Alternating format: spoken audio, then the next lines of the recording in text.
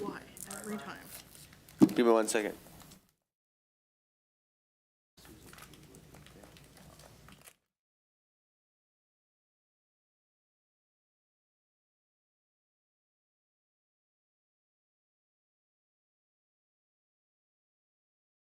Yep. Good.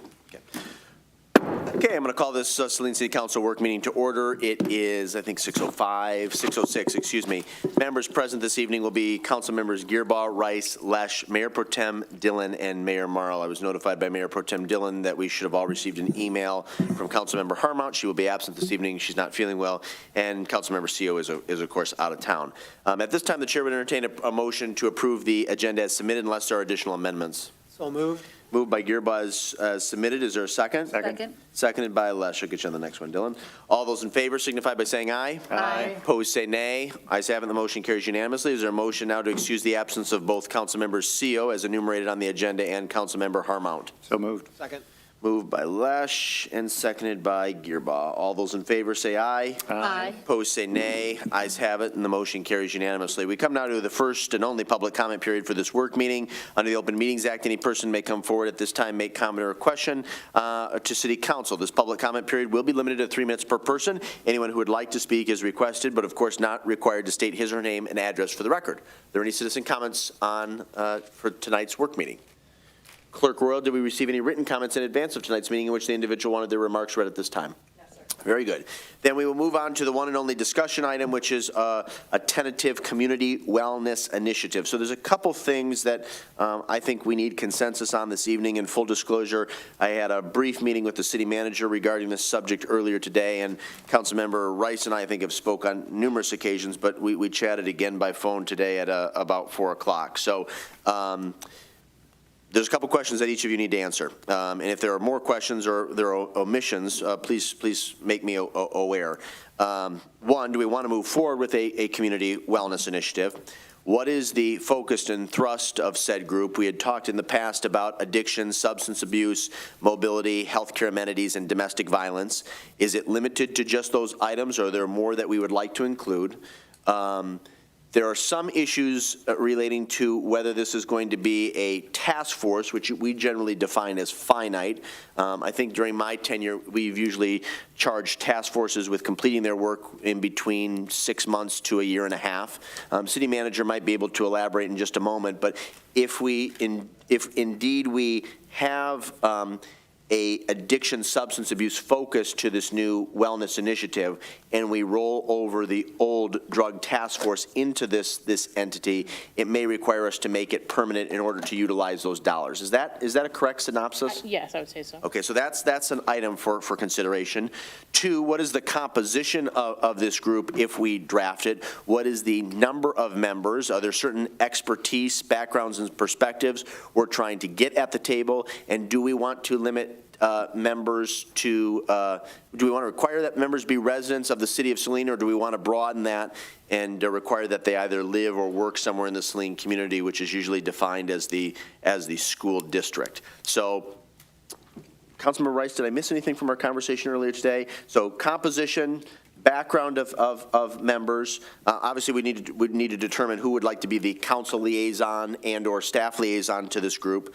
Whether this is going to be a finite or permanent entity. What is the mission and goal? Are there reporting requirements that this body would like to place on that entity? Whether that's quarterly reports, something on a bi-monthly basis, it really doesn't matter. But obviously, we want to be kept well abreast of their work. So I threw a lot out you, Councilman Rice, unless I'm missing anything. Nope, that sounds right. Okay, can I start with you, and then I'll work my way down to Councilmember Lesh. So if you want to try and answer as many of those questions as I posed, that would be terrific. And if you have additional thoughts on the matter, we would welcome those as well. Sure. First of all, I appreciate having this time and this thoughtful conversation. After some initial conversations with community members and with different groups around Saline, it became very apparent that a community health and wellness commission or task force is a necessity. One of the first conversations that we had began last year post the 2 domestic violence incidents that we had in Saline. So I think there's a couple of important factors that we need to take into account when creating a commission or a task force such as this. So I agree that domestic violence and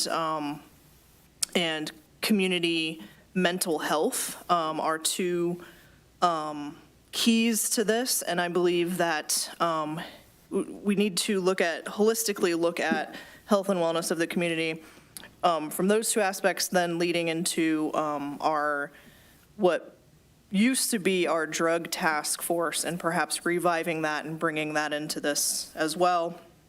And then carrying on into that, accessibility and other types of community inclusivity topics that all, wrap around community health and wellness. In thinking about this, one of the things that kind of came to mind is that all aspects of our commissions currently, so those commissions being Arts and Culture, the Parks and Rec Commission, and the Saline DEI Commission, have aspects of community health and wellness. So there needs to be some sort of a connection with those groups, be it a liaison of some sort. But those are the topics that are the top of my list for this. As far as... Can I stop you right there real quick? Mm-hmm. Having been one of the liaisons to the former Healthcare Improvement Task Force, do you see this group involved in advocating for additional healthcare amenities and/or maintaining the healthcare repository that was produced by the previous task force? Yes, I'm glad you brought that up. Thank you. Not so much in recruitment of, but that is one of those intersections that I could see where perhaps within business recruitment, someone could help sort of liaise with what the needs are for community health and wellness. But yes, some of the recommendations that came out of the healthcare task force should be incorporated into this group, such as the repository, which I personally have some additional ideas on that we can discuss further down the road. But yes, all of the recommendations I think that the healthcare task force put forth should be brought to this as some goals, some milestones for this group to achieve. With that, membership-wise, I feel very strongly that we have such great resources in Washtenaw County that core membership, yes, focusing on the city of Saline or the community surrounding Saline, perhaps the school district, but we also have folks such as, and I actually believe that she actually lives in Pittsfield, so that it may technically count. Folks such as Christine, the director of Safe House, has indicated that she would love to be a part of something like this. And other folks who may have exceptional experience or exceptional tools that they could share with this group. I would not even hesitate should someone apply and want to be a part of this. We've had some great conversations within the DEI committee of folks who work for instance, Washtenaw County Sheriff's Department. One of the liaisons for their DEI committee does not live in the city of Saline, but her son goes to Saline schools. So she may be able to bring some. So is it too bold to suggest then that your recommendation would be live or work, have appropriate expertise somewhere in the county, and maybe structure it in such a way similar to, I think, arts and culture and environmental that require a majority to be Saline community residents? Yes, absolutely. I think that's perfect. Majority Saline community residents, and then with the exception of, expertise of one or two additional people, I think is really important. Is there a number you had in mind, Councilmember Rice, in terms of actual voting members? So we've had some discussions in DEI. We actually voted to change our bylaws. That has not come to council yet because we wanted to have some conversations about this community health and wellness initiative, where we would actually like to drop membership of the DEI committee down to 7 voting members. And I think that would be the maximum I would see for this group, because I feel like what we could do with 7 voting members is bring in expertise based off of subject matter. Non-voting members, but folks who could help guide this. Okay. So I've got focus on domestic violence, mental health, drug and addiction, accessibility and inclusion, and to a lesser degree, some healthcare-related issues, specifically maintenance of the healthcare repository that was produced by the Healthcare Improvement Task Force, 7 members. Based on your previous statements, that would mean that 4 would be Saline community-based residents, Yes. with up to 3 being external stakeholders that had some expertise or an experience in a field previously mentioned. Yes, and one of those 4 would obviously be the voting member from council. Correct, okay. And you would like to see this as a temporary entity, permanent? What's your preference on that point? My preference is permanent. I think that with the right goals and with the right people on a commission like this, this commission can actually help move forward some of the goals of our other commissions. For instance, there are goals to do motorized walking paths or non-motorized walking paths in the Parks Commission. I can see that as a community health and wellness benefit. So there can be some liaisoning there. I feel like this group can help move forward any of those health and wellness goals or activities that are within the other, excuse me, swallowed wrong, within the other commissions. Most permanent boards, commissions provide an annual report to city council and monthly, quarterly reports as necessary or appropriate, or certainly have the council liaison report out at bi-monthly meetings. What is your preference on reporting to this body and to the broader community? I think I think this commission needs to report more often. I think in the first year, a development of some sort of a plan, goals, milestones, and reporting that out to council within the first quarter to half the year, mid-year, and then subsequently following up at a mid-year and then a full year report. Okay. And I think my last question, which is a real minor thing, for permanent boards and committees, commissions within the city of Saline, the terms run the gamut, if you will, from, I think our economic development boards are 6-year terms, and obviously we have several boards and commissions that are 1-year terms. Do you have a preference on the duration of terms? I would say at minimum 2-year terms. I think if we want to get any of these initiatives off the ground, we need folks to commit to at least 2 years. Okay. Am I missing anything, Councilmember Rice? I don't believe so. I think the only thing that I would leave open, and I hope when we get to council member or Mayor Pro Tem Dillon, we may have more insight on the drug task force aspect of this. Okay. Yep, very good. You gave me a lot I took copious notes and a lot for other council members to respond to. Mr. Gearbaugh, your thoughts? You can respond with some original observations or recommendations. You can also respond to how you feel in regards to the recommendations made by Councilmember Rice. Excellent. And if you can help me assist when your questions, I think those were excellent when you were asking that.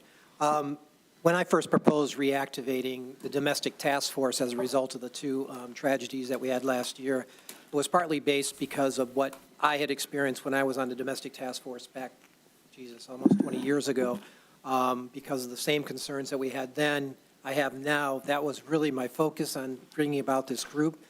And since we met with Marlene, our chief,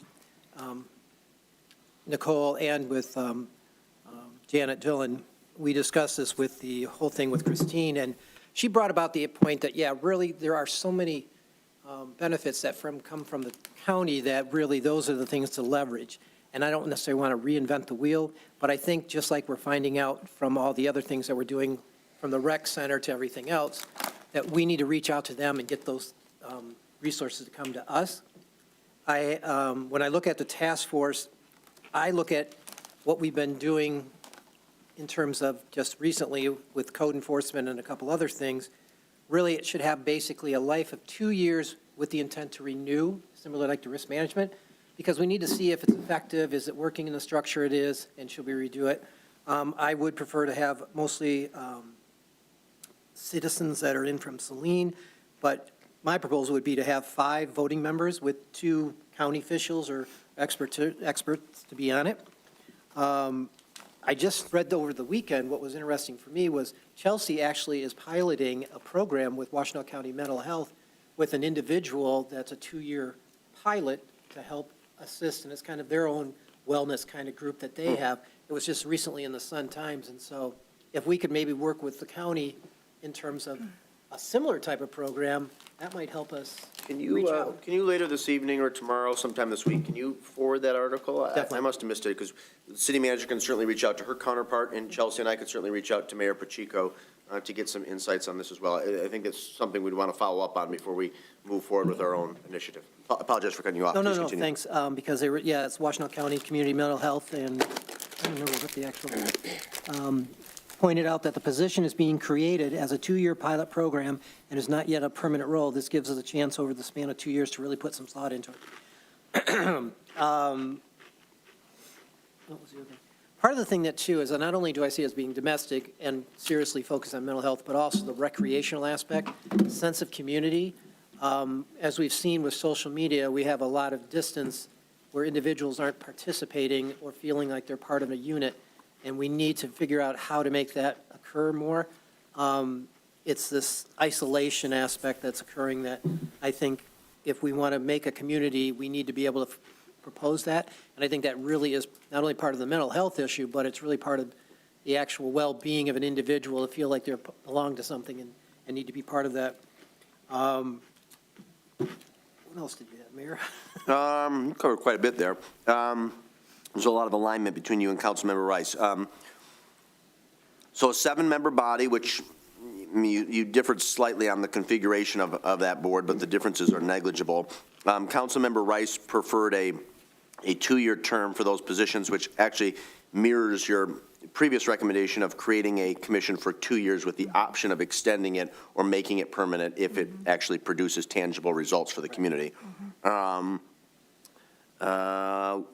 Are you amenable to having the group also focus on, you mentioned mental health, I think you made mention of addiction, substance abuse, certainly domestic violence. Any focus on healthcare amenities and or maintaining the repository that was developed by the Healthcare Improvement Task Force? Maintaining the repository should probably be something that's partly the city. I don't know if we need to have some oversight with it, but that would be one thing to roll into this group. Anything that we've already established in terms of those should be part of this group. As for the drug task force, I'd defer to Mayor Pro Tem Dillon because I'm not sure how that has evolved from what it was and then what it is now because we're dissolving it. It's like, is there better resources or is it something that we struggle here and just rely upon the county in order to make it happen? Because I think there's a lot of stigmatism and other issues that are associated with the whole process that this city and community isn't willing to move forward on, and I'm like trying to figure out how can you do that if we can't do that when we had a dedicated task force for it.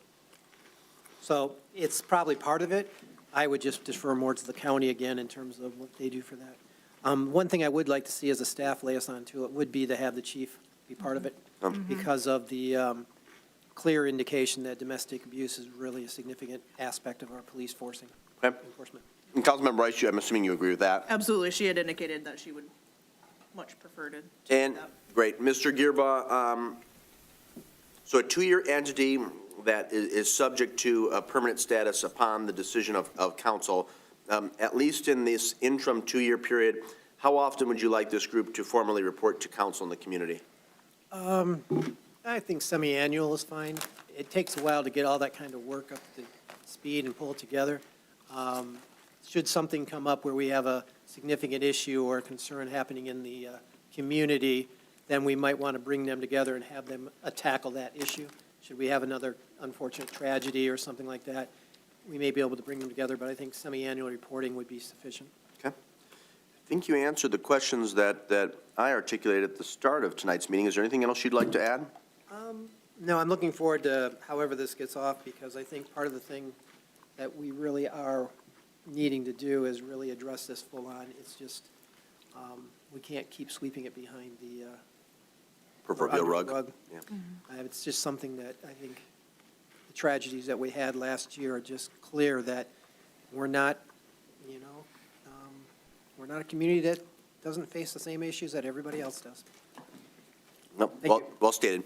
Councilmember Dillon, and you can, we welcome your original thoughts, but if you also want to respond to the suggestions, comments made by Councilmembers Rice and Gearbo, we would welcome that. Sure. I think that there's been a lot of good conversation so far about this. I think that there are a lot of great topics to hit on. I think it's a vast thing, and I don't know that I would want to say, we're only going to focus on these 6 areas. There's going to be a lot of subsections to those. There's going to be things that come up that are just topical, that may just be a one and done type of informational, whatever the case may be. But I'm going to go backward a little bit and start with the Drug Task Force. I think I've been a part of the Drug Task Force for 8 years. And that entity is its own, separate from the city, 501. The reason that's right now, the health and wellness, the city manager and I have been working very diligently with our attorneys, trying to convert it into this health and wellness, because there are some aspects, there are some funding sources, there are some other aspects of it being a 501 that we have that we'd like not to lose. The issue becomes as broad as we had defined the task force when it was created. It's still not quite broad enough to be a community wellness. So we're kind of working through, like I've said in the past, there's a lot of hoops to jump. Some of them are on fire. And so it's just taking a lot longer than we had expected. I expect the end result to be coming in the near term on that. It's a great idea. The task force, the drug task force, when we talk about the composition of the group, it actually had a very specific criteria, and I think that's something that we should look at, where it required somebody from specific areas. There was somebody from the police, there was somebody from fire, there was somebody from mental health, there was somebody from an area like hospital, there were clergy, schools. There were a lot of people that had a seat at the table, and it gave a lot of great perspective. And I think we might want to look at that again. Can I stop you right there? Yes. I think that's outlined in their bylaws. Yes. Can you email that out to council sometime this week? Yes. Okay, yeah, it'd be good to Yes. take a look at that. And so we could definitely look at that, because that sort of had a built-in element of bringing those experts into the fold of it. And that worked really well. That was one piece that was a very successful element of the drug task force. And it also allowed for, it sort of took a little bit away from the residency, non-residency aspect of it, because we went very specific to certain things. And so I think we can look at that a little bit more. And so the other thing that the drug task force did, which I assume that whatever community wellness, community, I like outreach as a word in there too, that whatever we do, is that we really it needs to be a collaborative effort with, organizations, so we can all work together and utilize existing programs and resources. That is, we very quickly realized that with the drug task force, that we did not have the bandwidth to create content. And there's a lot of it out there already. And so we were able to partner, and that's where we found success. And that's what I think will happen with this endeavor. So I think, let me try to get back to your things. So I'm obviously, I'm trying to look at my questions to see if that I'd written down. So obviously, I'm definitely in favor of moving forward. The focus of the group, I think there's things we've talked about. The other thing I did want to mention is that I did do some research on other community wellness groups. Farmington Hills actually has one. But the one that I found that I really like is out of West Virginia. And I found a lot of really great information. They've already done strategic planning and have some goals. And I think it's something that could really be a conversation starter for us. Can you scan that? And so I would definitely share those with the group. I didn't know at what point we were starting, if we were working through the healthcare task force sort of documents, or if we were looking from the outside in. So I think that there's definitely a lot of pieces to that. As far as the number of members, the terms, I think we can shake that out as we sort of kind of build the mold of what we want it to be. I do think that what might be beneficial is to create a very small exploration committee that can say, hey, look, let's go reach out to these organizations that have one. Chelsea has some great resources. I know Mr. Gearbaugh mentioned about that. They have a program called Seriously that we used a lot of what they did with the Drug Task Force. They have a lot of resources and such. So there's a lot of other communities. So I think if we can do that, we might be able to sort of hone in a little bit and then come back and say, hey, what do you think about this? Here's some bylaws, potential bylaws. Here's just some plans, and kind of pull it together, and then we could have a more robust discussion about it. It would just have a little bit more meat to it, I think. I think you addressed everything that I articulated at the top of the meeting. That was good. Much appreciated. Mr. Lesh, your thoughts, original thoughts, or you can respond? It's the great thing about going last, that, so all good ideas. I'm kind of leaning towards the idea of Councilmember Gearbaugh that I'd be more in favor of trying to keep local citizens the core of this group. I like what the Park Commission is doing right now, whereas you have the citizens that form the board, the commission, but they're bringing in experts quite a bit now, actually, it seems like, and seems to be very effective. Yep. And that way it doesn't tie down these external people to feel like they are tied to Saline for any given length of time. That being said, obviously, I certainly endorse this whole idea. The one component that I would like to include, speaking from somebody rapidly approaching the demographics, is to keep our seniors in mind, because Saline is a senior-heavy community.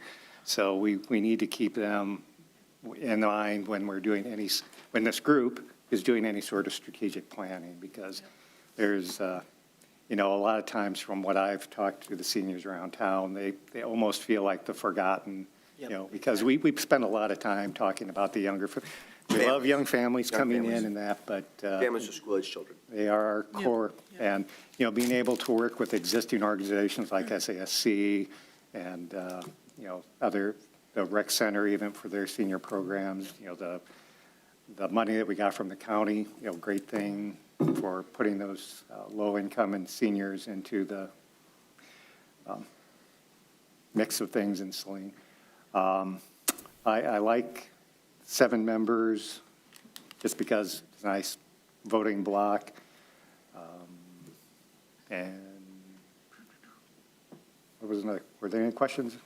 Whether you thought this should be a permanent entity or something more finite, term of membership and reporting were the additional questions. Yeah, again, I like the idea of putting it out there for 2 years, see what the community acts like with it, see what they can come up with in 2 years. If they come up with great ideas, definitely goes on to the permanent track then, so.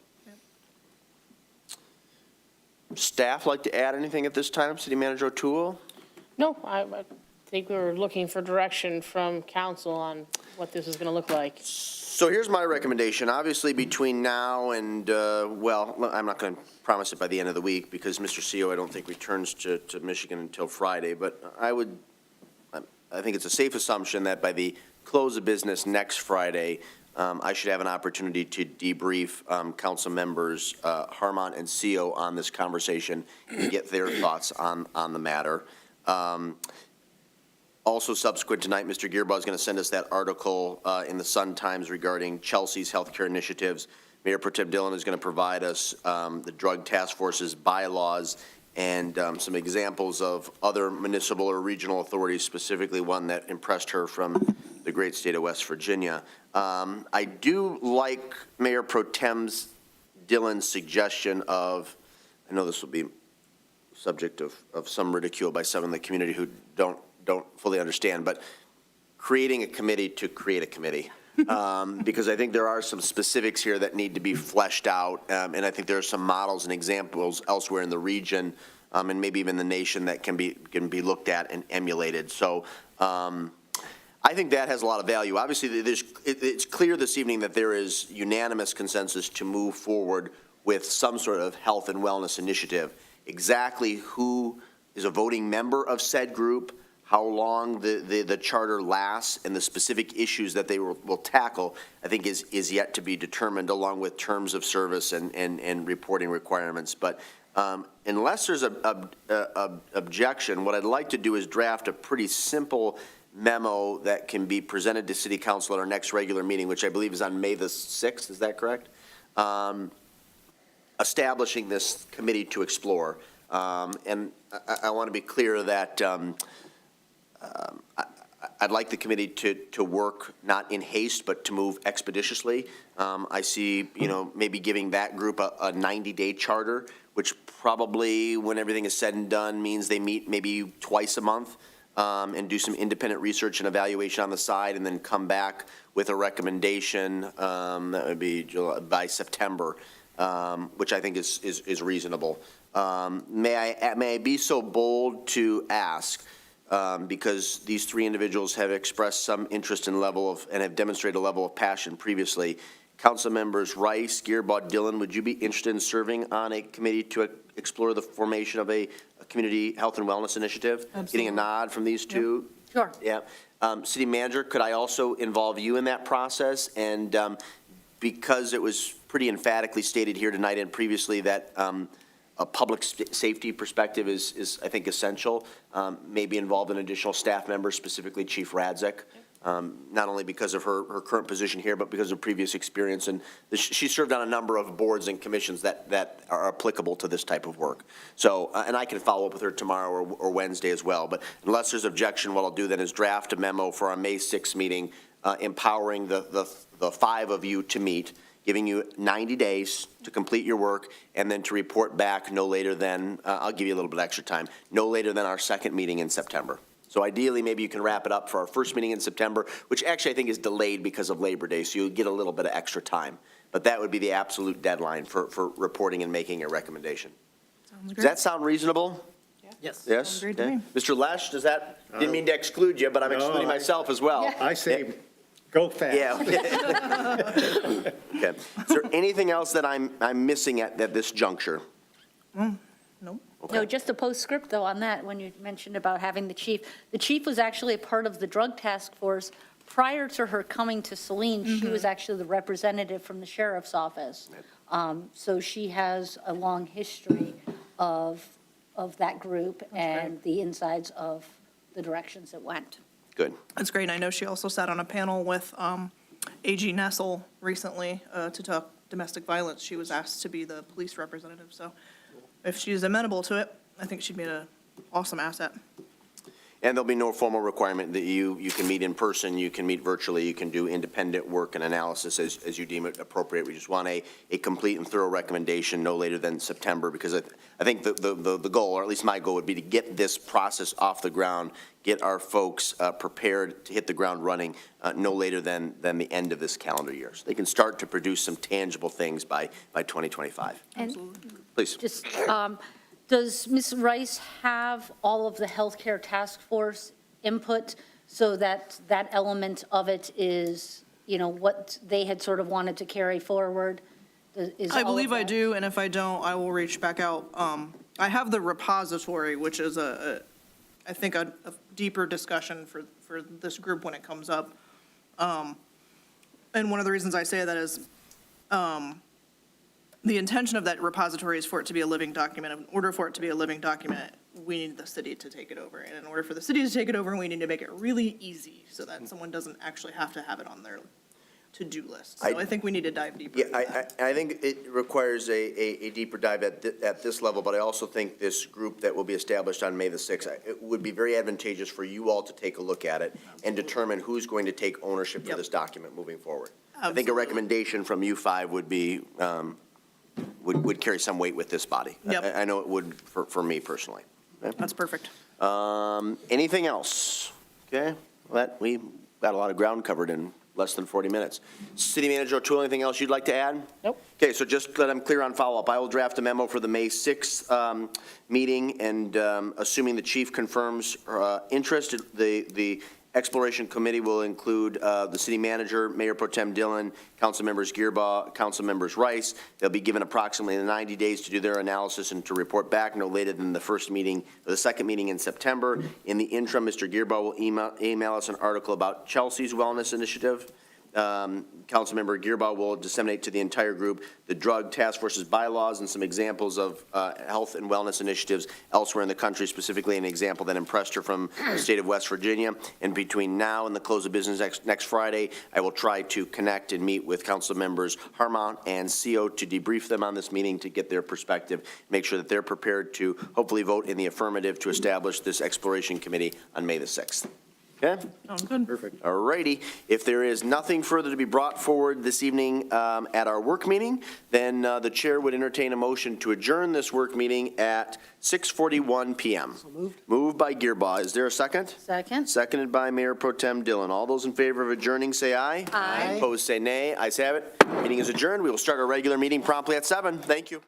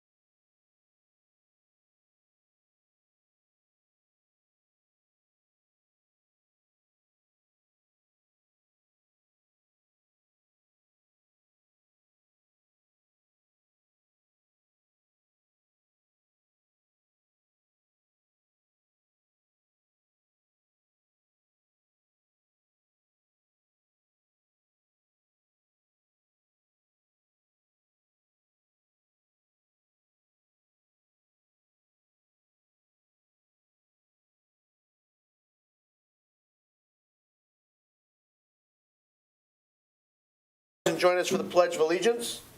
Pledge allegiance to the flag of the United States of America and to the republic for which it stands, one nation, under God, indivisible, with liberty and justice for all. Thank you very much. We welcome you here this evening. There are copies of the agenda on the back table. We encourage you to sign in the back as well, and there are hearing devices if you require them. Members present this evening are council members Gearbaugh, Rice, Lesh, Mayor Pro Tem, and Mayor Morrow. Both council members Harmount and Seal will be absent this evening. Is there a motion to approve the agenda as submitted unless there are amendments?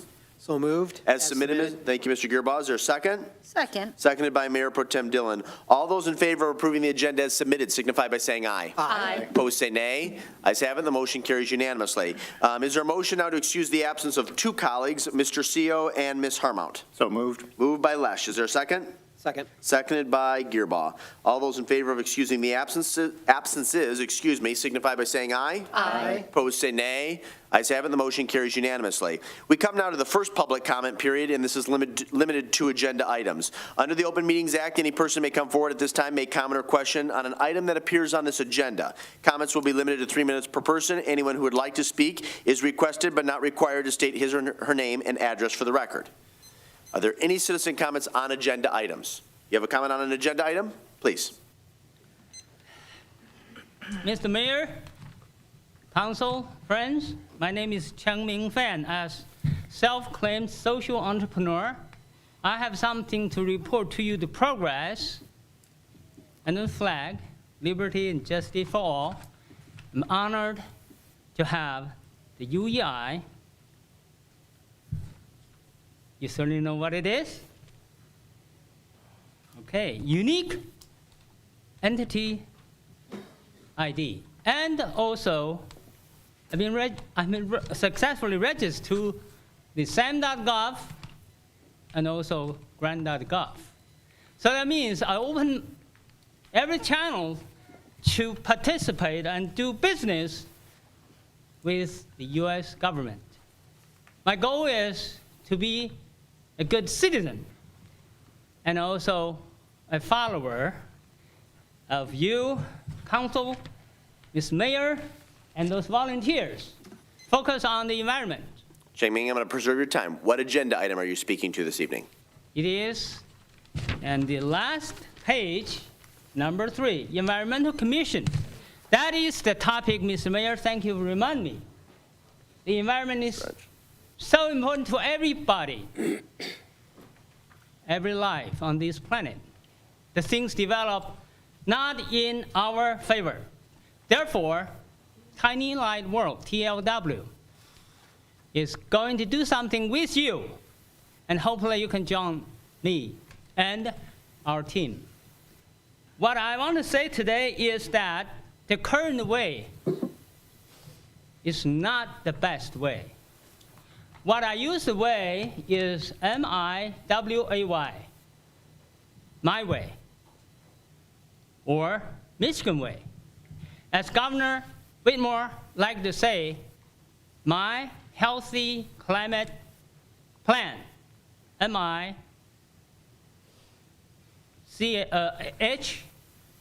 HCP.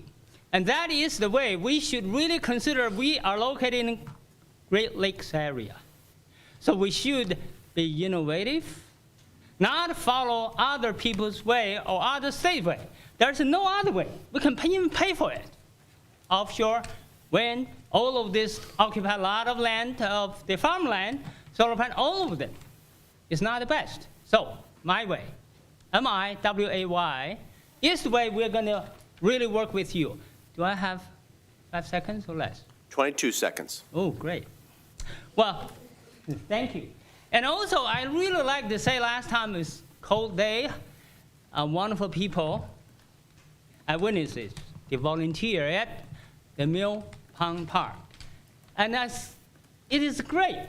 So this city, this county, and this state, volunteer state, volunteer county, and I like to work with all of you. Thank you. Thank you, Cheng-Ming. There are additional citizen comments on agenda items this evening. Please, you will have 3 minutes.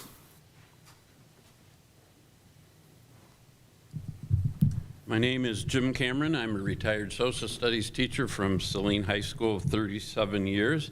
Currently the president of the Michigan Oral History Association, and I'm here to report that we have completed Tales Come Alive, the Meredith Bixby Marionettes in Oral History.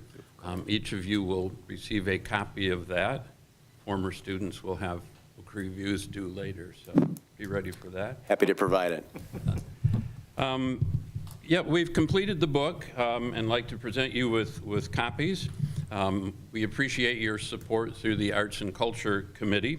That I did the interviews and planning. My wife Marcy did the editing and organizing, and John Anderson, who was part of the Arts and Culture Committee, Thank you.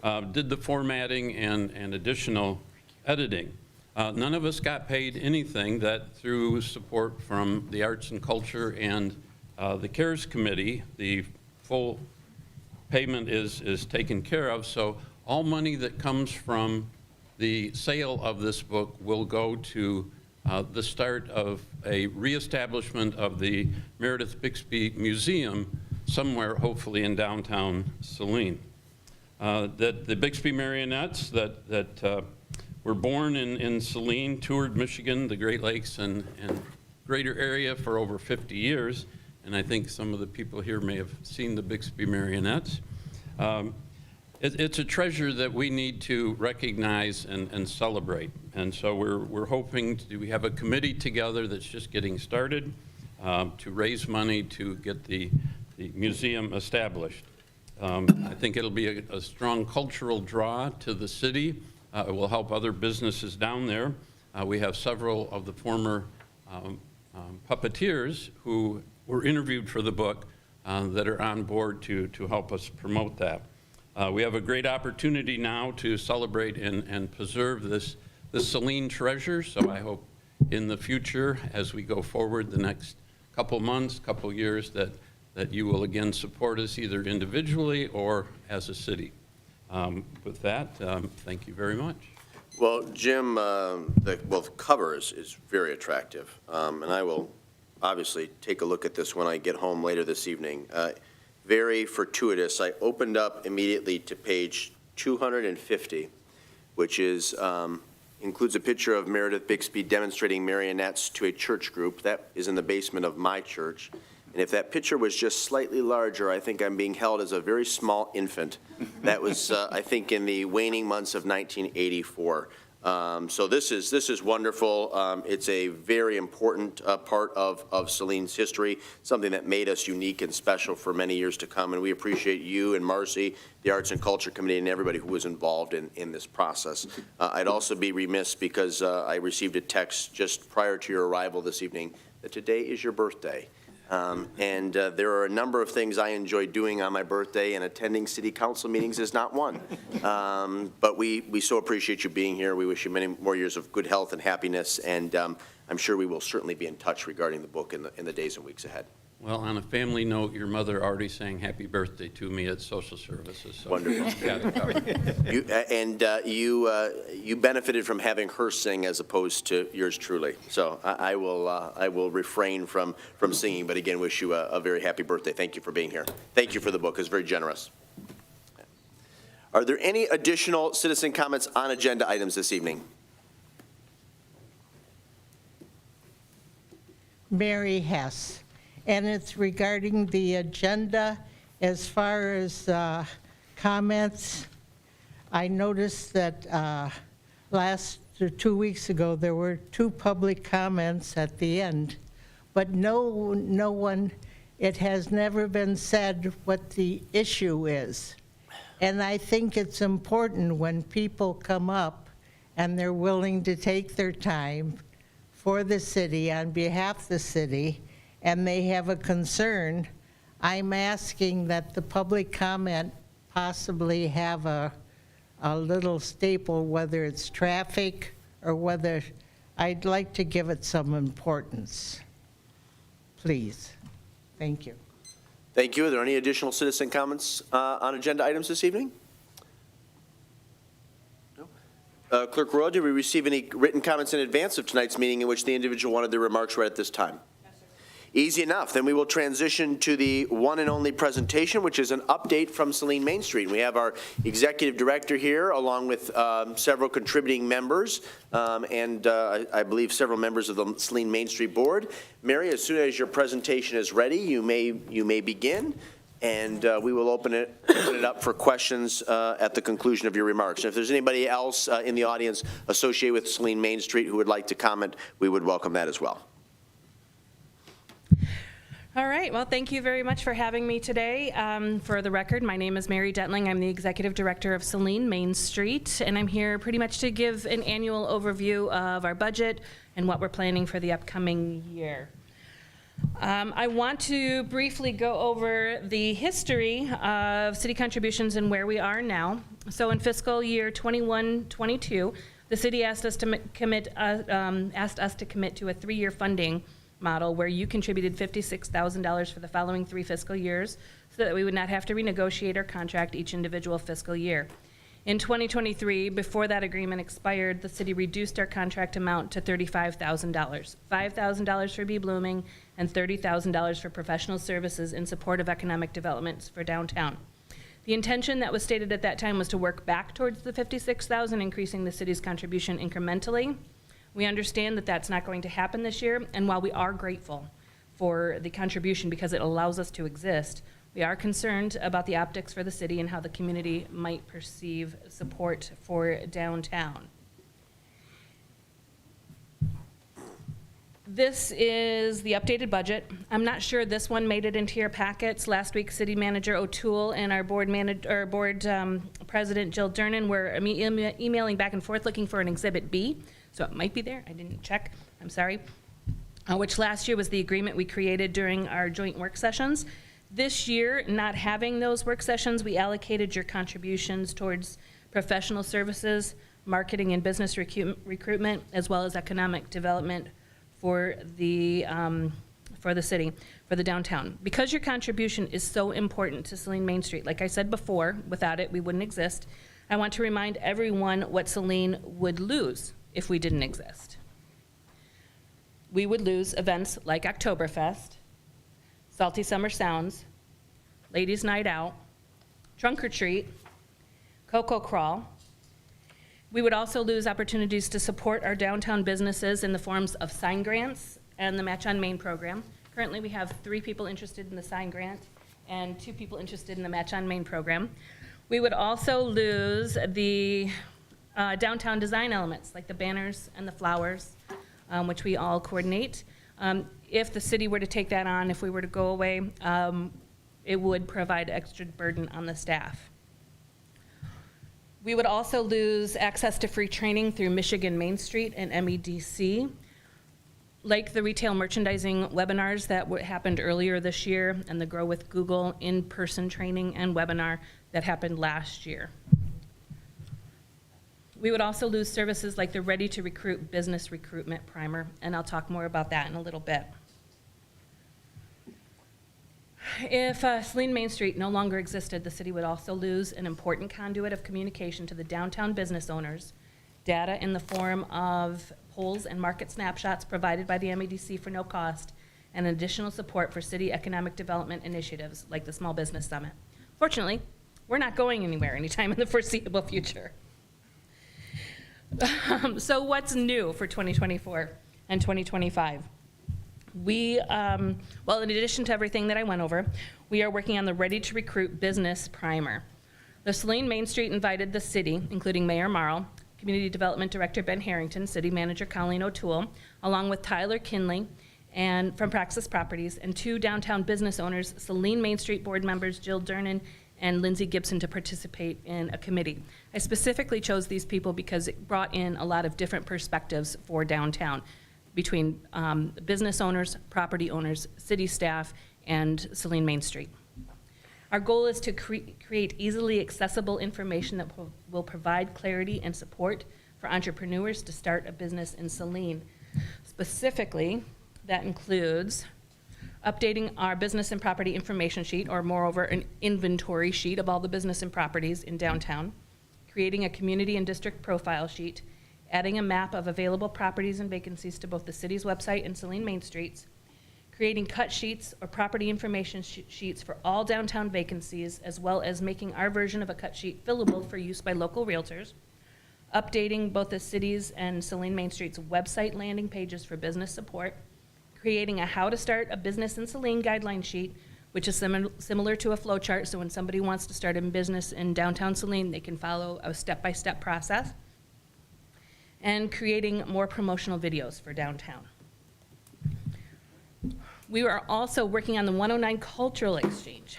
So this will be up and running, hopefully, we're hoping for June 1st as a multi-use performance space / community space.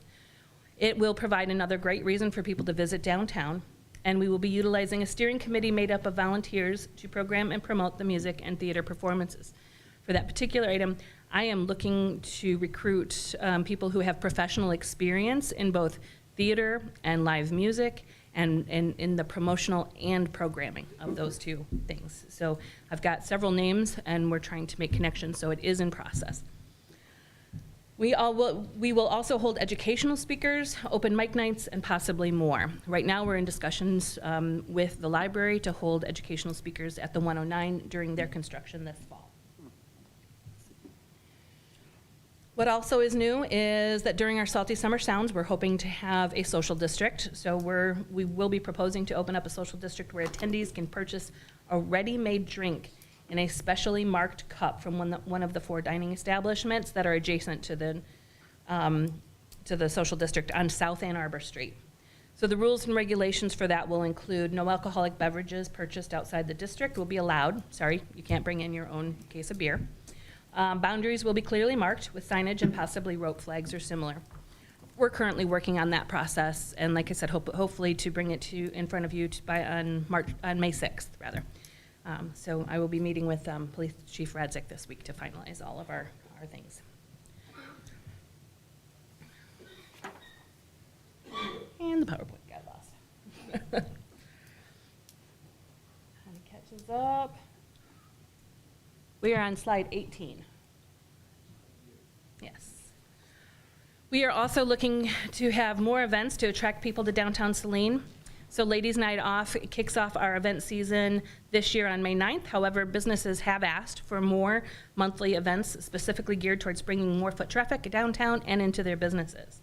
The businesses chose to no longer participate in Fourth Fridays. A lot of those last year fell on events happening outside of downtown, such as school events or holiday weekends.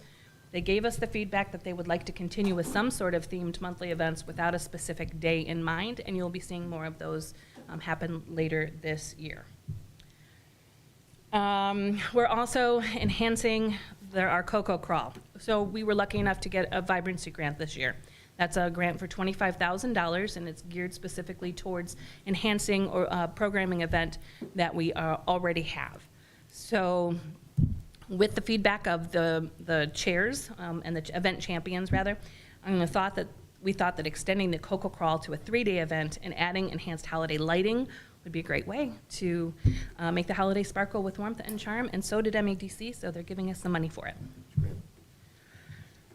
And the other thing that's coming for this year is more fundraising initiatives.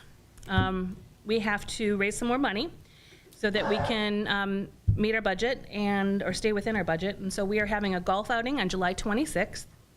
We are going to roll out some individual donor initiatives, and we're looking into matching grants for more improvements to the 109. What's returning in 2024 and 2025? So last year, we talked about cutting out Salty Summer Sounds and the sign grants. Both of those things we saw, if we cut them out, it would be harmful to downtown specifically. So we're going to find the money to pay for both of those things, and we're bringing them back, or we're keeping them, rather, not bringing them back. And all of the events and small business support and economic development that I discussed previously. So, what we will be missing out on, otherwise known as what we had hoped to bring to the table this year, additional recruitment support. So after the business recruitment primer that we're currently working on is complete, there is a second step to the process called a business recruitment challenge. That's where we actually have somebody come in and go through the process with us and see if, and kind of grade us on our ability to recruit business. That will probably have to wait until at least next January, where we could get granted that service through MEDC. We'll have to wait and see how that works. Another thing that we are missing out on, and we were looking into, was a mural. So with discussions with MDOT, one of the big suggestions they had was that we enhance the gateway treatments into downtown to help slow down traffic. Specifically, it's to just really designate where people are and where people are not. So as you come into town, right there at the edge of Benny's, we were looking and putting in a public mural that was interactive and just welcomed people into Saline downtown. We got quotes for that. They started around $10,000, so that's definitely something we're gonna have to wait till next year to do. The other thing that we were looking at is more training opportunities by professional trainers and small business coaches. We were hoping to be able to pay for that, so we could offer that for free to small businesses downtown and outside of downtown. However, at this point in time, we're gonna have to look at offering paid services and maybe having some events where people pay to come in, if that is something that the downtown community, business community is interested in. So, in conclusion, I'm already at the end. In conclusion, I want to thank the City Council, the staff, and the DPW, because again, none of these initiatives, events, projects would even exist without your contribution. Also, I want to thank my board and all of the volunteers who contribute their time, including quite a few of you. The city of Saline, I think, is very lucky to have Saline Main Street for less than the cost of a part-time employee. The city is getting an entire organization of people who are passionate about the heart of our city and make amazing things happen downtown. Things the city wouldn't be able to, or wouldn't have the capacity to do otherwise, and they all do it in their spare time. So if you have a chance to thank one of our volunteers, I strongly encourage you to do so. And I will happily answer any questions you might have. That last statement says a lot, but that's excellent. We so appreciate the contributions that Main Street has made, and not just you, Mary, but your board and all of your volunteers. You're right, it really has enhanced our downtown and our community more broadly, and we appreciate those members of Saline Main Street who are with us this evening. We'll do a round of questions, and much like the work meeting, I'll ask for comments initially to my left, begin with Councilmember Rice, and I'll end tonight with Councilmember Lesh. I think it was 2 or 3 slides back about opportunities you may have to forego in this calendar year because of limited financial resources. I'm not speaking for City Council, I'm only speaking for myself, but, and this is a big if, but it's very likely that later this year we'll be considering how we can spend some of our additional financial resources if we have them.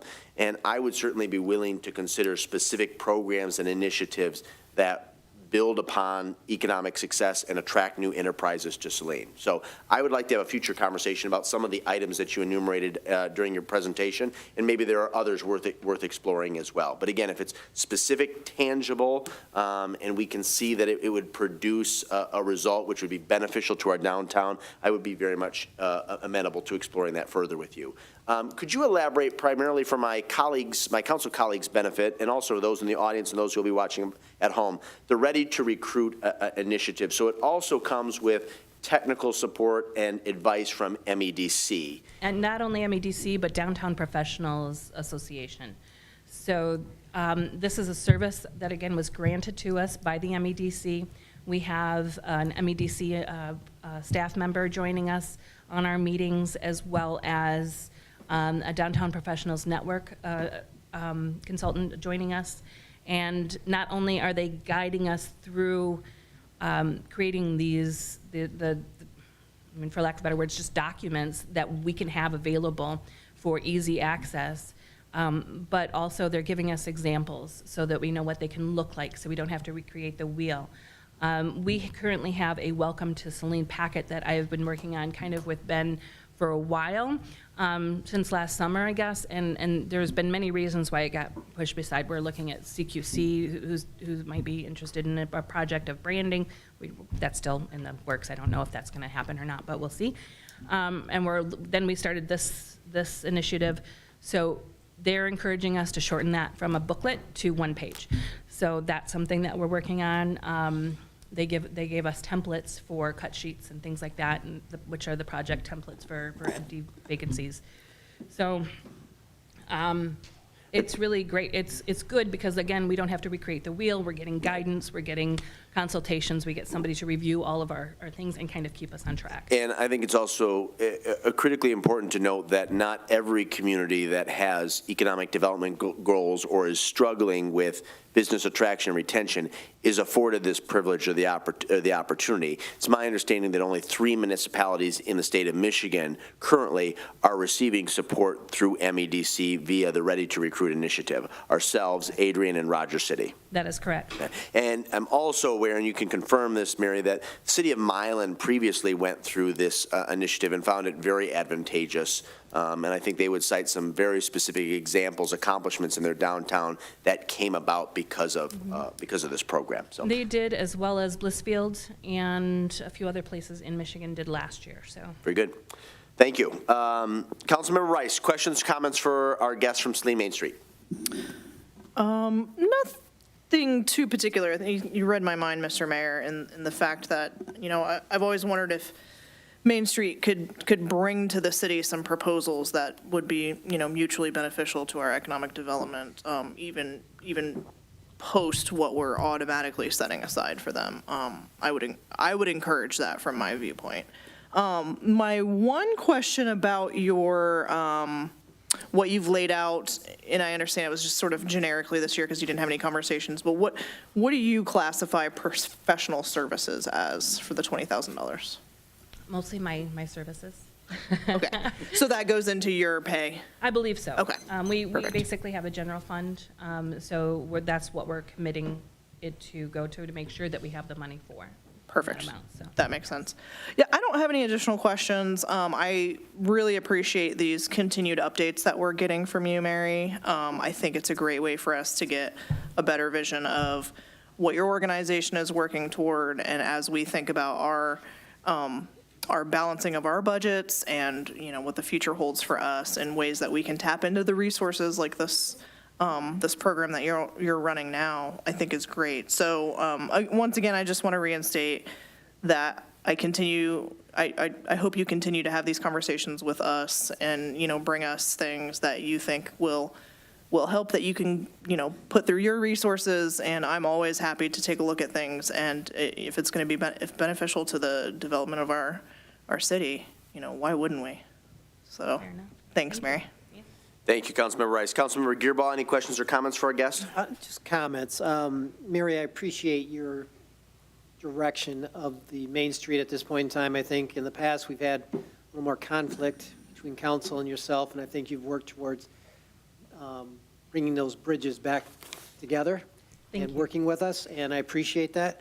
I think one of the things is we do support Main Street from the perspective of you do put on a number of events, you do support our business and so forth.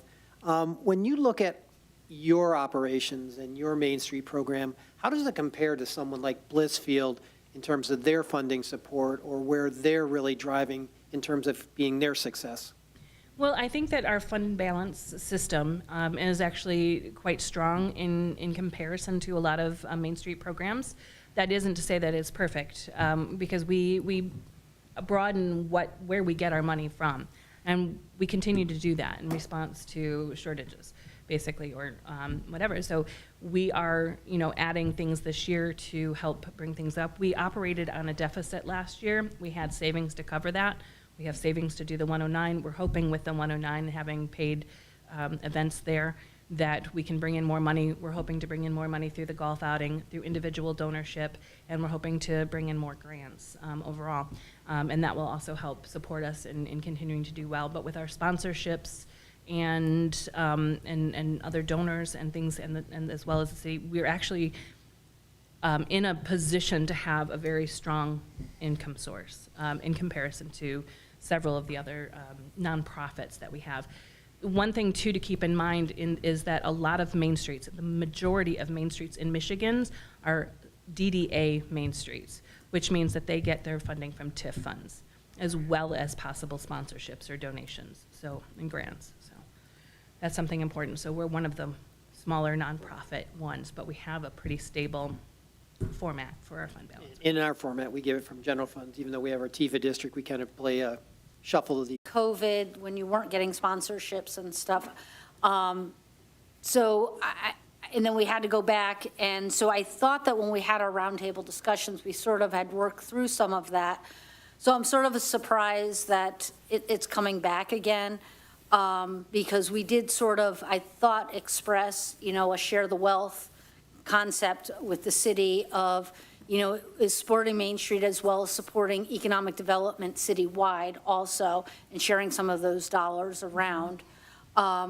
I think that there's ways in which we can do everything and make everyone successful, because our city is, is all-encompassing.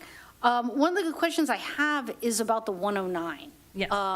That's been your biggest focus for so many years now, and it seems as though, at what point are you hoping that it's going to be a revenue-generating facility to where it's going to sort of pay for itself, or is it just supplemental income? I guess understanding what exactly do you want from that? Our goal, our number one goal, is to provide another reason for people to come downtown Saline, to provide entertainment options, things of that sort. That is our number one goal. As a revenue-generating operation, we believe it can be. I would first like to see us replenish our savings that we tapped into to take care of this project.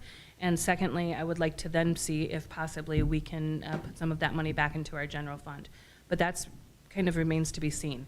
We haven't had a facility like this in Saline that I can remember, and I think this will be a new experience for all of us. So there's a lot to learn. I want to attract some of the professionals that I do know and have connections to help me be as successful as possible. But again, our number one goal is to provide entertainment to downtown Saline and to have more reasons for people to come downtown Saline and to go to dinner and then go do something else. So it was one of the downtown businesses said that there's no and.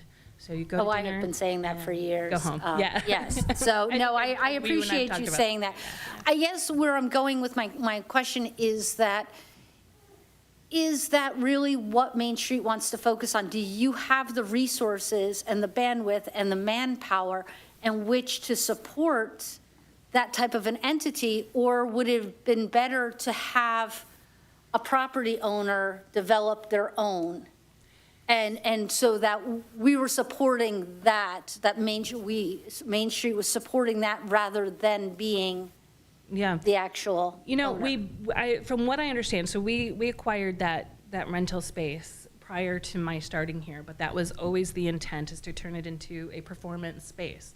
So I know that the current landowners or the current property owners would not do that. They probably would have rented it out in some other way or some other capacity and had, like in other occasions, had the tenant create any build-outs or do anything specific in terms of building it out to make it happen. And while I understand that it has been a focus for a long time and a very big focus, we haven't actually done anything with it until this point in time. So I'm really excited to see what we can make it and what we can do with it. And again, I certainly won't be doing it alone. We have, we have people who can do sound, volunteers who can do sound, and are professionals in that. And we have professionals who can clean the building and keep it, and keep it maintained. So it's something that is more of an organizational thing. I just have to make a phone call or a text or a calendar, and that's fine. And I have a lot of help to do that. So I'm really excited about what it'll bring. Okay, I appreciate you saying that, because where my, is that you've only got so much time, you've only got so many resources, and you can't do everything. And so something's going to have to fall away at some point to someone else. Absolutely. And, is that the piece, or is that where you really want to keep your focus? And if that is, then that's fine. Then we can put our energies into the 109 versus some of the other projects, and maybe let some of the other things fall away for the time being. Well, as Main Street works as a whole, we have 4 different areas that we focus on, including design, promotion, which includes downtown promotion, everything. It also includes organization and, what's the other one? My mind's blanking. What was it? Economic development, of course, economic vitality, the one that we're really big talking about. It just blanked out of my mind. So I'm sorry about that. But, Yeah, so we have those 4 areas that we always have to focus on. The 109 does fit nicely into the promotion area because that's where our events fit, things like that. So it is, there's a lot of things that I do not do without help. So we have the volunteers, and we have my board, who is amazing and putting a lot of time and energy in each specific project that they're interested in, and hopefully we will continue to do that. So it's more about getting people who are also passionate about it and are interested in that area to give us their volunteer time. So that's the goal. Fantastic, thank you, and thank you for continuing to partner with the city. Absolutely. Councilmember Lesh, any questions or comments for our guest? Just a quick comment. First of all, let me, as the newest member of the council, say to you, Mary, and your board, and to all the many, many, many volunteers that work with Main Street, thank you. You have, when my wife and I first decided to make the move, we said, do we move to the borders? And we said, no, we want to be in walking distance to downtown, and your events are what made us move to that area. With the development of 207 Monroe finally starting, I think we have the potential to have a lot of young families moving in. My particular community has a lot of the other end of the spectrum, and everybody I talk to loves your programs. I'm happy to see the city continuing to support you. I'm in agreement with our mayor that if we can find ways to supplement the ways that we can help you, I am certainly in favor of that. So, again, thank you both. Thank you. Thank you, Mary. Appreciate your time very much, and thank you also to the members of your board who are present this evening. We're going to transition to the substantive portion of our agenda. You're welcome to stay, but you're also welcome to leave if you have better things to do on a Monday evening. Thank you all for being here. That was great. We're going to proceed to the consent agenda now. The following consent agenda is normally adopted without discussion. However, at the request of any citizen or council member, any item may be removed from the consent agenda for discussion. Move to approve. Moved by Gearbaugh to approve. Is there a second? Second. Seconded by Rice. Hearing no discussion, all those in favor signify by saying aye. Aye. Opposed, say nay. Ayes have it, the motion carries unanimously. We move on to new business item 24-78, proposed budget for FY25, July the 1st, 2024 to June 30th, 2025. This is simply scheduling the public hearing. This will be a motion to acknowledge the memo from Treasurer Cole and to approve and to adopt or not to approve the resolution as submitted, setting the public hearing on the proposed budget for fiscal year 2024-2025 on Monday, May 20th, 2024 at 7 p.m. with public notice to be given according to law. Move to acknowledge and approve and adopt. Moved by Lesh to acknowledge, approve, and adopt. Is there a second? Second. Seconded by Gearbaugh. City Manager O'Toole, in the absence of Treasurer Cole, are there any obligatory comments you'd like to make for the public record? No, I will just note that we do intend to present the budget for adoption that same evening, so certainly if there are any public comments, we welcome them either at that meeting or before. Very good. Are there any questions for the city manager regarding this issue? Any discussion? It's been properly moved by Lesh, seconded by Gearbaugh to acknowledge, to approve, and to adopt. All those in favor signify by saying aye. Aye. Opposed, say nay. Ayes have it, the motion carries unanimously. We move on to new business item 24-80, Ford F-250 truck. This will be a motion to acknowledge receipt of the memo from City Treasurer Cole and to approve or not to approve the purchase of a F-250 truck from Mission Ford in a not-to-exceed amount of $52,598.76. And the purchase of a flatbed in the amount not to exceed $6,000, and to amend the budget to reflect the increase totaling $8,598.36. Move to acknowledge, to approve, and to amend. Moved by Gearbaugh to acknowledge, approve, and amend. Is there a second? Second. Seconded by Rice. Again, City Manager, in the absence of Treasurer Cole, would you like to make some comments regarding this item? Absolutely. Had this come in on budget, normally would have been a consent agenda item, but it is, as you can see, just slightly above budget in terms of needing about an $8,500 amendment. This is a scheduled piece of equipment for replacement, and we did go through a competitive bid process, so our chief mechanic feels confident about the product we're getting. Very good. Are there questions for the City Manager? Mayor Pro Tem Dillon. Yes, just a couple of protocol questions. This is one of the first times I've seen something that it said that the bid was amended to accept online bids. Have we always had online bids, or did we always receive them through mail or drop-off? We do accept online bids. However, we missed those because we did not, I did not know that they were submitted, they were allowed to be submitted online. So we opened those later. We did not know at the time we'd received those. Okay. And there was one that said it was an alternate bid. Do we have, like, that was less? Do we have, was there any information as to why that bid is less and why it was there something different about that? The alternate bid would have been for a slightly different piece of equipment, was my understanding. So it may not have met all of the technical specs we wanted to. But I'm certainly happy to follow up and see what exactly. No, I just wasn't sure what that meant, because all the bids were not attached. Yeah, It was usually- just the one bid that were. Sure, or- yeah, usually it's in relation to us trying to spec out if a different piece of equipment is substantially cheaper. Sometimes we can piece things together after the fact rather than buying it as built. So I'm happy to get you the specs if you're interested. Nope, way above my pay grade on that. So the next thing I wanted to ask about is so that when we receive this for our $58,000, is this road ready at that point, or we still need to like put graphics and things like that on? Are there add-on costs? There's going to be decals and probably a light bar, but it's pretty low maintenance in terms of establishing those things. Okay. And we are retiring the 2002? Yes, well, we'll sell it, yeah. See what we can get, Good luck. yeah. Additional questions for the city manager? Any subsequent discussion on the motion? No, it's been properly moved by Gearboss, seconded by Rice to acknowledge, to approve, and to amend. All those in favor say aye. Aye. Opposed say nay. Ayes have it, the motion carries unanimously.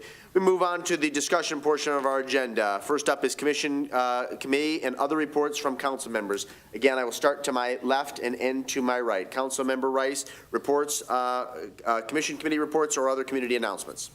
Parks Commission meets tomorrow night. We always have a great jam-packed agenda, so feel free to join us here in council chambers at 7 p.m. We had a great meeting. Unfortunately, I could not attend at Mill Pond Park last Friday in the rain for our Friends of the Parks program. If you missed that meeting, on the Saline Parks Commission Facebook page, so it's facebook.com/Saline Parks Commission, we have a information survey that you can follow up to provide information and potentially join us at a future event. Stay tuned as we move to a couple of other parks throughout the spring to recruit more volunteers. The DEI Commission's meeting was canceled last week. However, the schools have announced their affinity group listening sessions, upon which I will be sitting along with the chair and co-chair of the Saline Area Schools DEI Commission. The upcoming sessions are April 29th. We invite families of students who are Black or African American, as well as the rest of the community. That would be the specific focus of that conversation. The specific focus on May the 2nd are families of students who are Asian, Hispanic, Latino, Native American, or Pacific Islander. May the 7th, families of students with special needs. May the 8th, families of students who identify as LGBTQIA+. And May the 13th, families of students who follow religious traditions. So these are all going to be held at Liberty School in the boardroom, I believe, from 6 p.m. until 7:30 p.m. And again, I encourage everyone in the community to attend to hear more about the perspectives of these students and their families within our community. And we will take this information, the schools and the city, and we will make sure that we are making important decisions based off of the feedback that we receive from these families. And that's all. Very good, thank you for that. I had the opportunity, as did a number of folks in the chambers this evening, to attend the Special Parks Commission meeting on Friday at Mill Pond to talk about the Friends of the Park Initiative. I thought that was the presentations from the chair, vice chair, and staff liaison were excellent. The weather was absolutely abysmal. I can't think of a worse day to have that, quite frankly, but of course you didn't know that when the event was planned and scheduled. If I may be so bold, I might recommend another one of those public forums in another location on another day of the week, because I think there is a lot of interest within the broader community, not just the city, to play a role and promote maintenance and enhancement of our various municipal parks. So whatever I can do to help, I would be amenable to that. We should have 2 more coming up. Very good. Good. Look forward to that. I'll try my best to attend. Councilmember Gearbaugh, commission, committee reports, or other community announcements. Thank you, Mr. Mayor. HEC met this past week. We've approved another window replacement.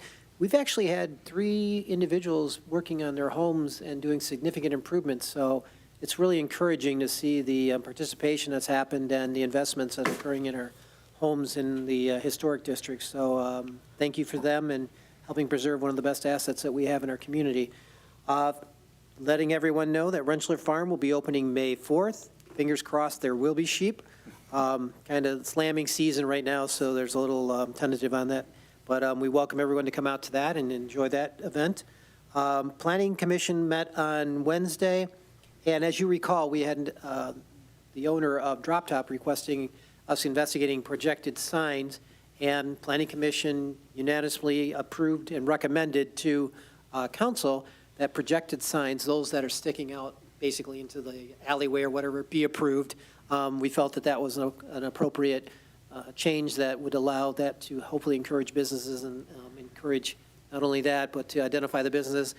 We did, however, review electronic signs for downtown, and because of historical aspects and a lot of the concerns of those type signs, we will not be moving forward with a recommendation to council for that.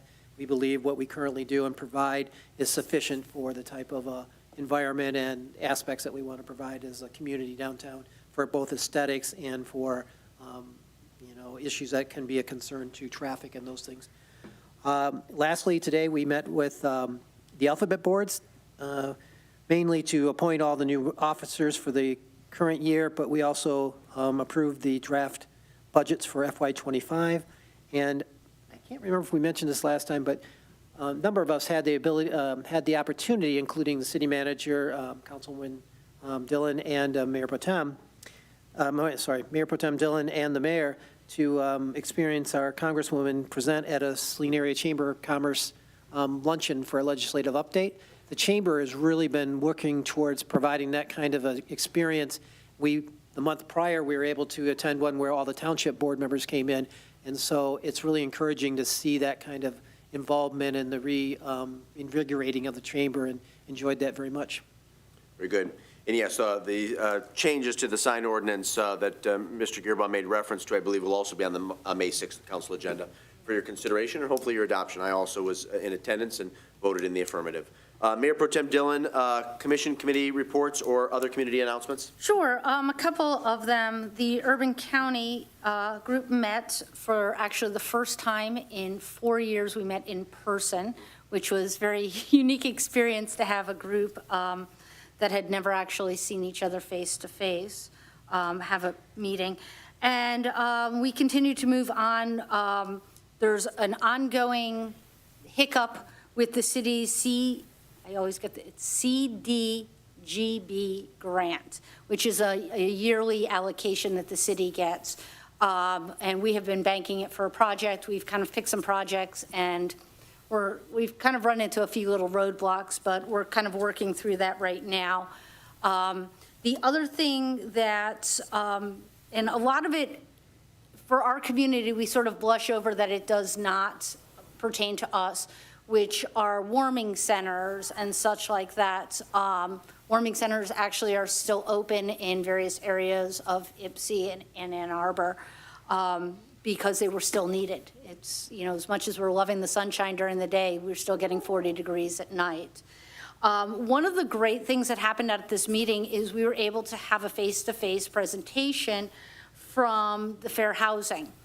And I wanted to make sure that people are aware that there are agencies out there for those people that are renters, that if you are subjected to some sort of bias, this is not a rent dispute where you don't like how much you're paying for rent. But if you are actively being denied rentals, being displaced in a rental, there are mechanisms that can help you and support you in that. And so I want to make sure that I provide that the Fair Housing Center of Southeast and Mid-Michigan, their website is fhcmichigan.org. And if anyone needs some information about that, please feel free to contact me about it. The other one was the fire board, I think met since the last time we were here. If not, it's a repeat of what I said previously. We were actively looking for a member at large. We had some excellent candidates, and the board itself made its decision, and we picked Mr. Brody. Scott Brody will be joining us as our member at large. So we're looking forward to the addition of him. Yes. The other issue I wanted to bring about is that this weekend began the city's hydrant flushing. And I think there's some confusion. There was some, I'm not going to mince words, there were some very upset people in the community about it. I think that we may need to do a little bit of better explanations about what's happening. When we put out our graphic and we explained what areas they were in, people assumed that it was being impacted in that area. Well, it was impacting some other areas that were not in the area in which the flushing was happening.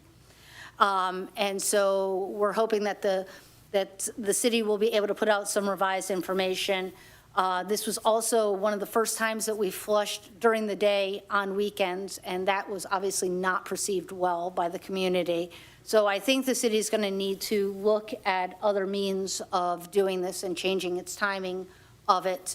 So that's a conversation that I'm looking forward to having.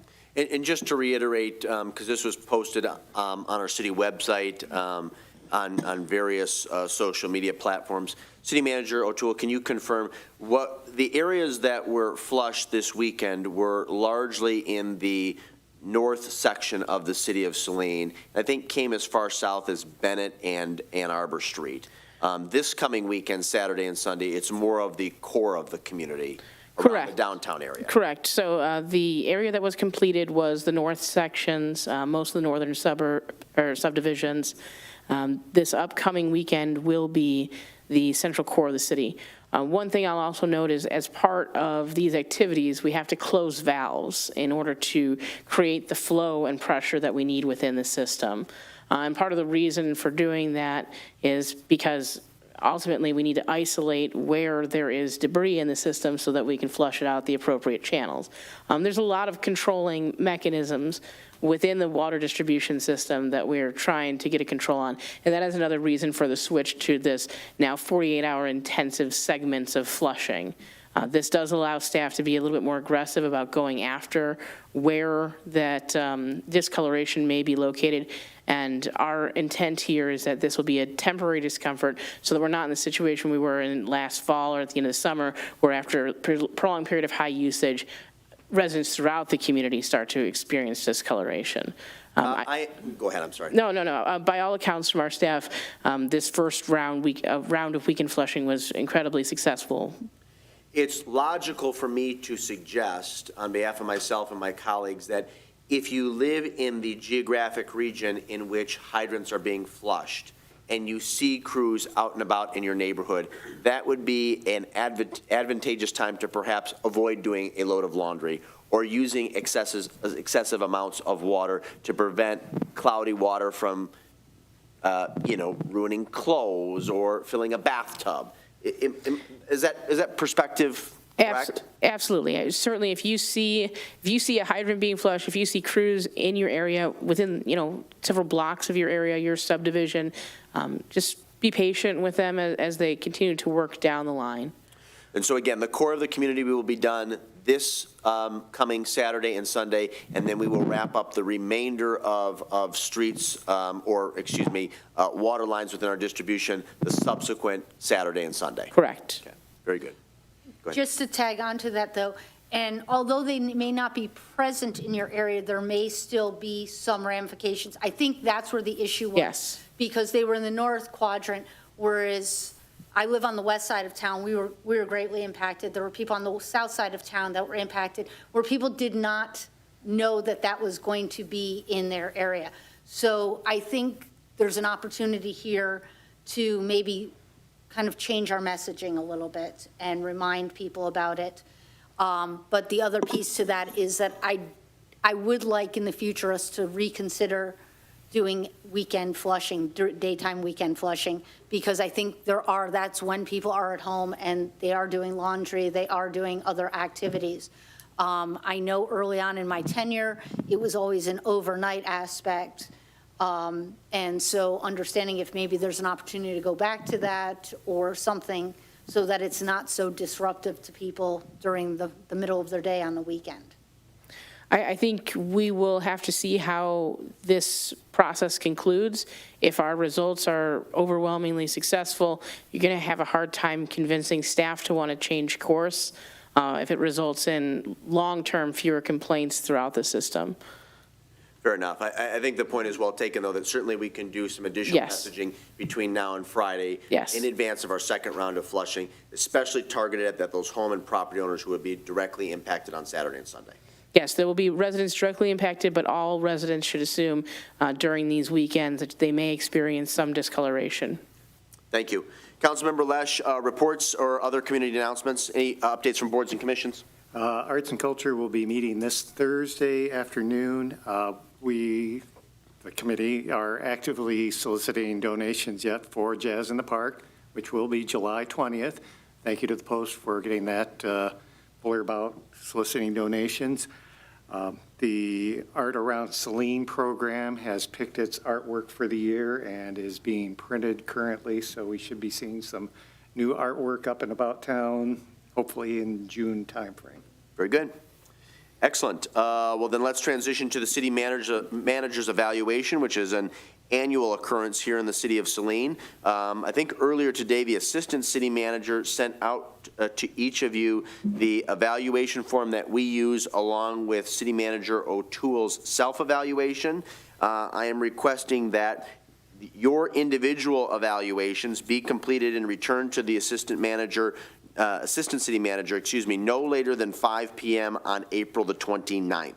And I'll also provide that in writing to each of you. The assistant city manager usually prepares an Excel spreadsheet and a variety of documents, which will then need to be included in our council packet for discussion. And of course, those packets go out in the afternoon they'll go out on the afternoon on May the 1st in advance of our next regular meeting on May the 6th. It was also made mention in an email from the city manager.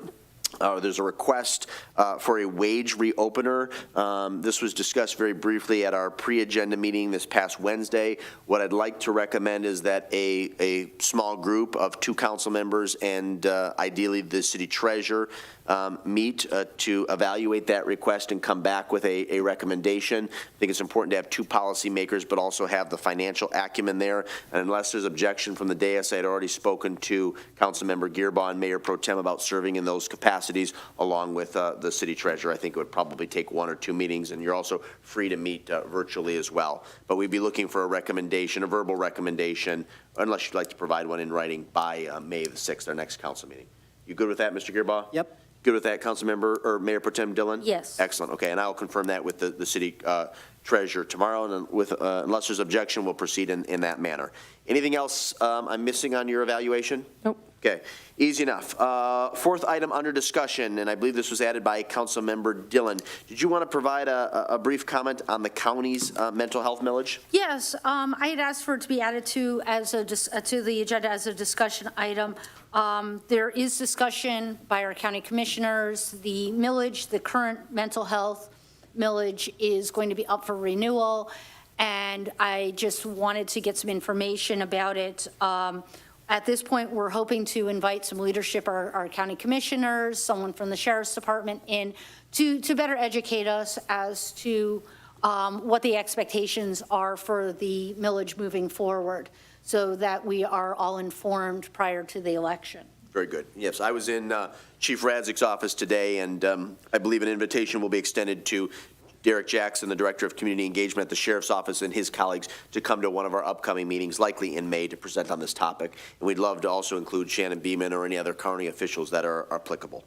Mayor, if I could Oh, yes, comment, please. just comment. I spoke with Commissioner Beeman earlier today yeah. during our Alphabet Board meeting, and she had mentioned that the county is discussing the renewal of that, but she also said there will be a renewal for the county rec on the agenda this year. They don't anticipate an increase, but just a renewal for the county rec.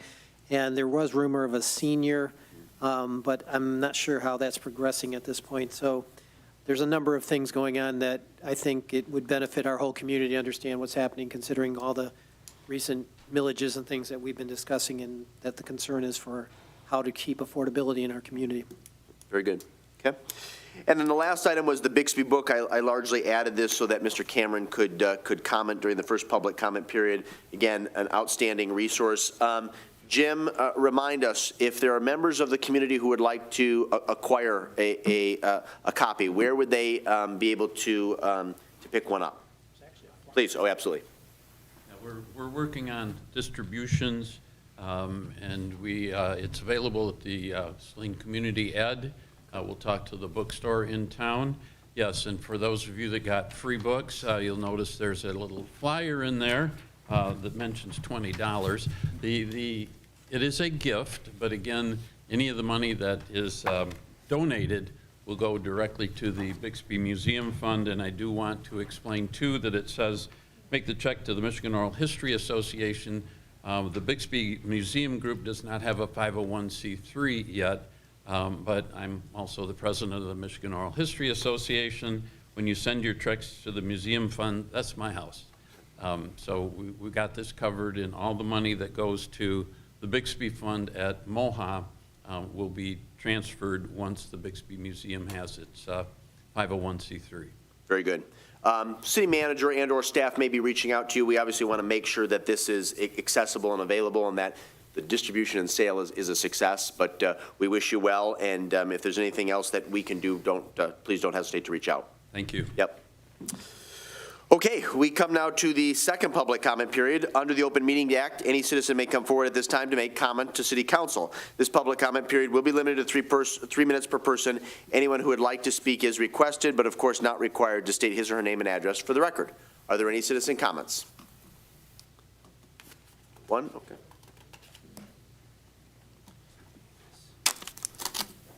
Mary Hess. We had a wonderful presentation by Saline Main Street, but I was wondering, as far as the speed, as far as on US 12, when you're coming into town this way, it's 45 miles an hour until you pass the second shopping center. That means, from what I've been told, you can do an extra 5 and the cops won't say anything. So now you're doing 50. When you're coming out the shopping center, of course, all the local streets in the city are 25 miles an hour. So you're coming out of a shopping center, and like where the light is across from the one restaurant there in Ford's, you think you're going to be out, and yet people see where it's going to be changing, so they speed up a little bit. And of course, the cars coming out of the Ford plant, it's dangerous. I think, has the council ever gotten hold of the state as far as the speed? Downtown for 2 blocks, it's 35 miles an hour. Otherwise, it's 40, 45, and everybody does 50 and more. Because I came out the shopping center where the restaurant is, or the grocery store is, and it was gone. I mean, the car, it was yellow, and then the car just flew by. So I'm hoping that for the safety for Main Street, you got to have people stopping, and that means people have to be slow enough to be able to see what advantage is offered as far as to the public. And I'm hoping you still would have comments on what people are talking about. Thank you. Thank you, Mrs. Hess. Are there any additional citizen comments? You'll have 3 minutes.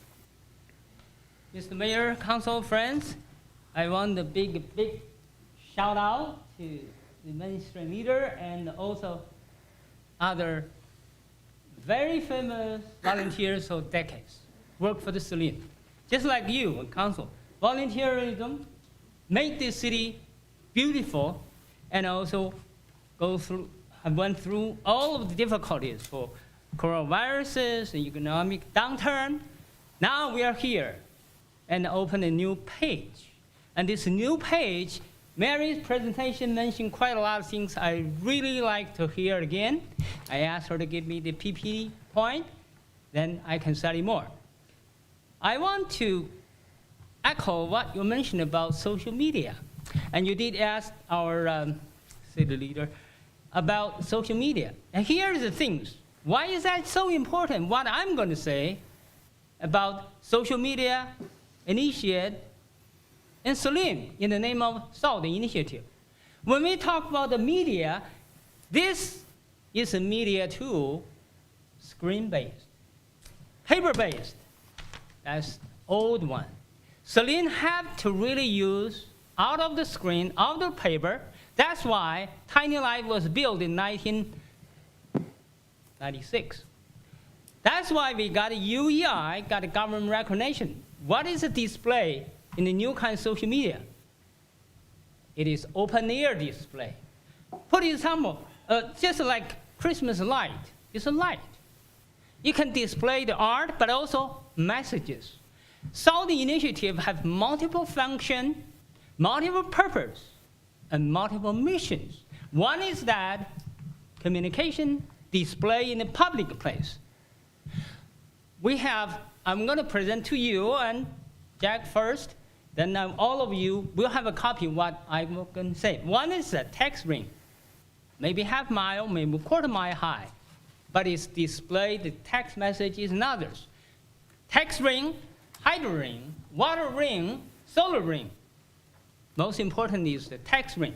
So Saline mayor lead the volunteerism, but we need the tools, new tools. That new tool is Tiny Light.